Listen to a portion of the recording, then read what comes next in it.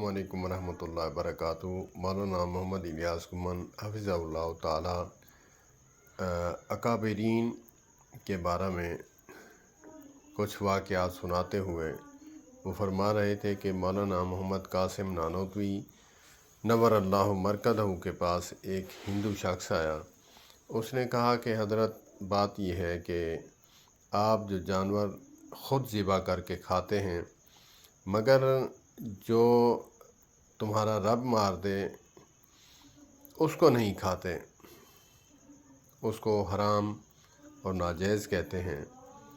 तो मौलाना मोहम्मद इलियास घुम्मन हफ़िज़हुल्लाह ताला ने बात ये कही कि अगर इसको कुरान और हदीस से समझाऊं तो ये नहीं समझेगा, हिंदू भी है और ये अनपढ़ है, आमी है।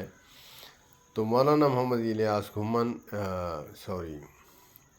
मौलाना मोहम्मद कासिम नानोतवी नव्वरल्लाहु मरकज़हू ने कहा कि बात ठीक है, लेकिन मेरा भी एक सवाल है।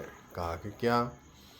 कहा कि जो ख़ुद तुम नलका और कुआं टूंटी लगाते हो उससे तो पानी पीते हो, जो अल्लाह ने लगाया उससे पानी नहीं पीते, नलका या टूंटी। तो आप समझ गए होंगे ज़कर के बारे में कहा और वो लाजवाब हो गया। तो थे हमारे अकाबरीन, अल्लाह पाक उन पर करोड़ों रहमतें नाज़िल फरमाए।